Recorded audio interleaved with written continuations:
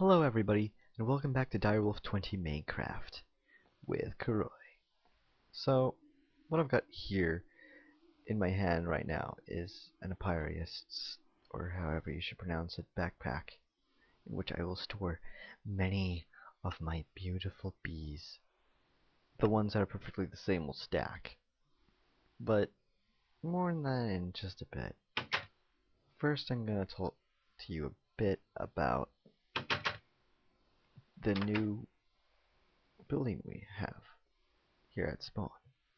This is called the Inn. It's going to be a place for some beginners to stay, and I think a lot of these gizmos we're going to be taking with us regardless for wish solutions. In any case, we've got some of the stuff set up for bees here, and forestry in general. This one's specifically for bees though. Then you've got barrels here. You've got the power going through here, which is almost full. It's actually got real big lot of power. Seems to be slowing going down. Oh, right. Apparently this uses power or something over time. Yeah. Ooh. Ooh, I don't want that. This is probably not gonna be good.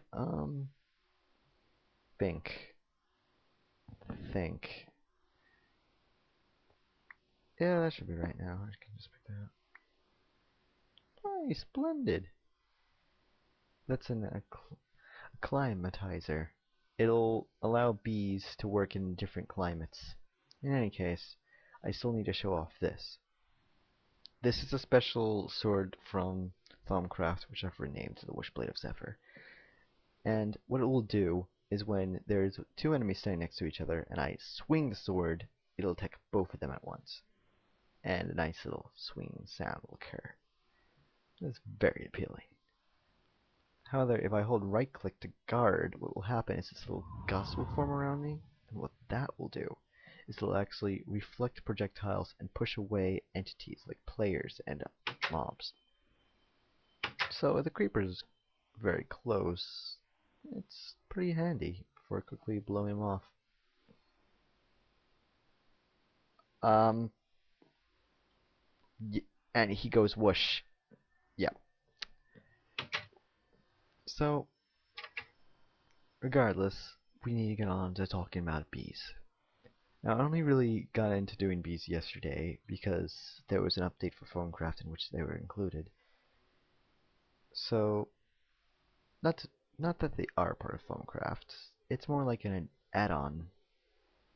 So here we have the common queen and a few frames, even the impregnated frame, which is probably one of the best of the default, I believe. Now this bee hive is currently working. So you see here, this is the lifespan. Once the queen dies, bees will go around here in this third column, and over time, during its life, honeycombs, like the wet comb or just normal honeycombs, will spawn in the center. The frames just help to boost that. So the resilient frame there is part of Thaumcraft and allows it to just go on for a lot longer. So that makes it pretty handy.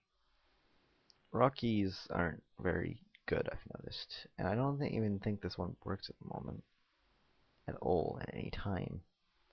Yeah, see, bees are very picky, so when they don't like an area, they'll say that it's hostile because they can't live there. Anyway, here's where I usually keep my bees, well, my water bees, but for the moment it's empty. So I'm going to be putting the water princess there regardless, so I don't really want to scan her. However, for the other two, to find out which the best is to breed with her, I will take a look, and I've already done that actually. So, slow worker, long life, or slow worker, short life. Well, I think I'm gonna have to go with a slightly faster one. Wait, hold on. Water common. Ew. Okay, nocturnal. Ooh, undecided. No, I'm going with this. these will actually produce wet combs. So when the princess and the drone mate, the princess will become a queen, lifespan will go to full, drone will die, and the whole process that I just explained a bit ago will happen. This is some other bees that aren't working because of hostile environments. It's this machine that I'm going to be using to fix that, but at the same time, I want to build up resources because, as you just saw, that kind of uses up power, even when it's not supposed to. So say it's doing nothing, I'll just do it anyway. Regardless, I've got this nice big backpack for all of the bees. All of them. Oh, and this... well, now it opens. And the scoop is a special item. I guess you could call it the pickaxe for stone. So, normally if you would break your pickaxe with your... wow. Normally if you would break stone with a pickaxe, you would get cobble. But if you did it with your hands, you wouldn't get nothing. You get zilch. The same kind of goes with hives for a scoop. You won't get any beads or any combs from hives unless you hit it with a scoop. So hives look a bit like this, or different depending on your texture pack. Since this is familiar yet different, everything kind of looks like this. This is only sort of a beta version of the texture pack for this updated version, which is why some things just don't have a texture yet. Anyways, last episode this wasn't going the way it should be, and now this beautiful farm is going automatically forever, provided the golems are good about it. So we've actually upgraded friend. Oh, he's currently damaged. Oh no. He's a miniature iron golem, and what he'll do is he'll actually fight off other enemies. So if a zombie were to show up, he'll be like kapow. He doesn't actually do much for the farming though. The destroy golem, on the other hand, will break anything that's fully grown. So if this nether wart were to finish, they would break it, and since I made him smart, when he does break stuff like he just did then, he'll place down the seeds. Then these two golems will go and they will take stuff into this chest. However, the chest remains empty. I'll show you why in a little bit. And here's the reason why, folks. The sorting machine, which I should not probably oh dear. Come on, sorting machine, be my friend today. Be my friend. So, I assign different colors to each of these items, and they'll actually go through pipes that have been painted to be that color. It runs on power though, so that's blue electric power. I've had to set up all these wires so that it connects. Using pneumatic tubes and a paintbrush to color them individually, I've set them all to go up overhead and into barrels, which will have a 64 by 6. Okay. Well, I'll just finish what I'm saying then, because the server's angsty at me today. What it'll do is it'll take all the items and it will stack them to 64 stacks. So say I get wheat. I can have 64 stacks of wheat in one barrel. And I've shown barrels very early on. I know I did. So that's pretty dang nifty. Of course, it will fill up over time, but eventually we'll be turning them into scrap. Anywho, I'm going to do what I can to resolve this server issue. And welcome back, everybody. So, what I'm going to be showing here is actually how I'm powering that special gizmo right there, the sorting machine. This here is a bat box, or a battery box, whichever you prefer to call it. I prefer to call it bat box for short, but that probably falls more under the industrial craft sort of bat box. So this will take energy from out there, put it into here, and push that energy through these wires, into here for this very unorganized little thing I have going. It's very much a shame to have all this unorganized stuff from an organizer. In any case, I should probably show off how to make a sorting machine. So, a sorting machine is actually going to be 2 red doped wafers and blue alloy ingots. Blue alloy ingots are gotten from putting silver and nickelite into an alloy furnace. Alloy furnace is just really a furnace made with bricks instead. Oh, it can also be made from anything it can really be made into. Besides that, you're also going to need red doped wafers. Now these are where it's a little bit annoying, because you'll have to put these silicone wafers and redstone into an alloy furnace. The problem with silicone wafers is that you need a diamond handsaw for them. You need to get a silicone bowl, or however I'm supposed to pronounce that. You need to get this, and you get 16 as a result. At least getting this isn't so hard. It's just coal and sand, 8 specifically, into the alloy furnace. Well, not specifically if you double it, or triple it, or etc. Until you can't put in no more.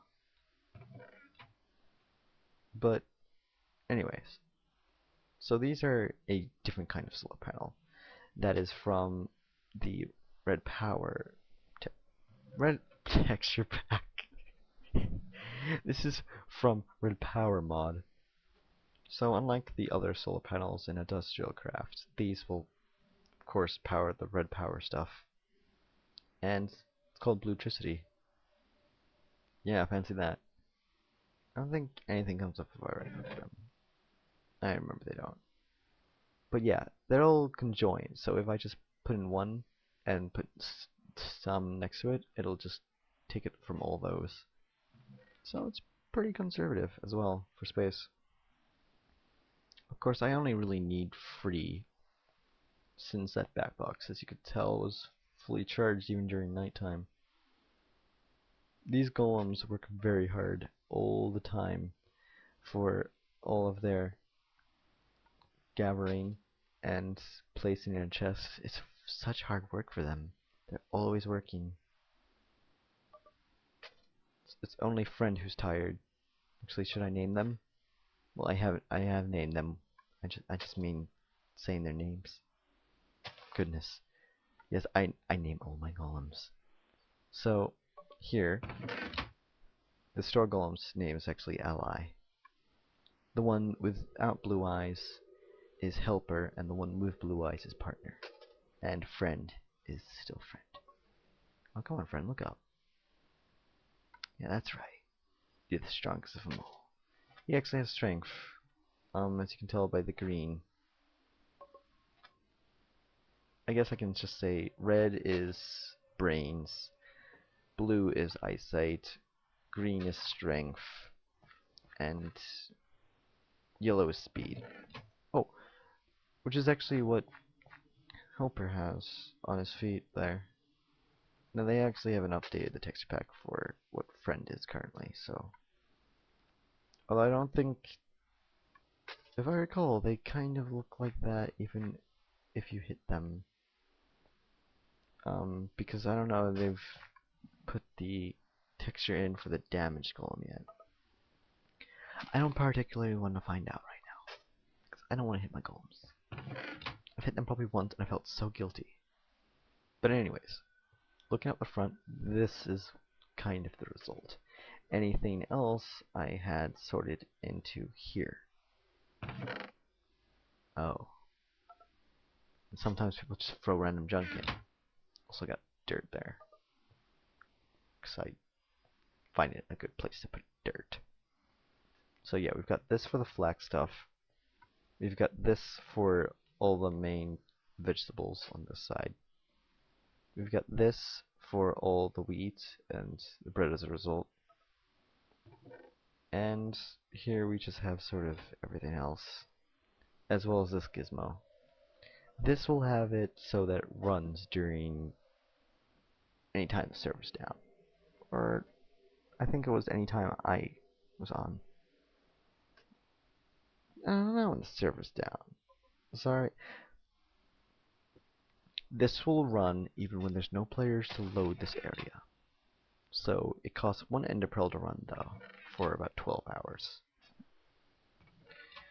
Thing is though, it costs 2 emeralds to make, and if I wanted I could have just spent 2 diamonds instead of emeralds to make what would be a one that would go permanently, but eventually this just kind of fill up, so I don't particularly want to do that. This is probably a better alternative. One player today actually said, emeralds are too expensive. Well, we actually have a village for exchanging beautiful weed for emeralds. So yeah, upon discovering that, I set a warp and everything. It's pretty nifty. I'm not meant to talk about warping. I'm not meant to reveal that's the only real way I cheat. And I do it often. So good touch get. Anyways, I think that might be all. Unless there's something that I've missed. Could there be? I don't believe there is. Let's see. Oh, yes, there is.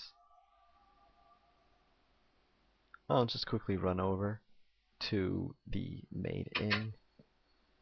Close the door behind me so nothing gets in, because friend isn't guarding this area. And I don't want to die. Even though I got my fancy glowy armor on. That has repair so that it actually doesn't ever break really, because it takes all the repairing from the area around. So how are we doing? Flex is moderate. Ooh. Take those off in a bit maybe. So, time to actually show how to properly make honey. And you can probably look up a lot of these recipes yourself on how to make these gizmos. And they're a bit silly. Like the carpenter. For anything you need to make with the carpenter, you need to have water in here. Or seed oil. Seed oil is like using the squeezer to crush up seeds. Water I find you can get from really water cells, so yeah, and that wasn't being fueled by behind the same way these engines are, I would show that off. But in any case, it's not like that. I'm sorry. But yeah, as soon as that goes through, it'll make honey and beeswax, and the water combs will make something a little bit different, which I can actually use to make water. And there's also chances of things happening and things not happening, so. But anyway, if I put watery propolis in here, it'll make propolis, but the water will be crushed out, and any water will be pushed through into a water can. Since I'm starting to find cans are a bit better than water cells to be using. But yeah, that's how I get my honey. And most honey just goes into here for now to analyze more bees. These bees are gosh darn fancy. Anyway, I will catch you next episode. Yes. Bye bye.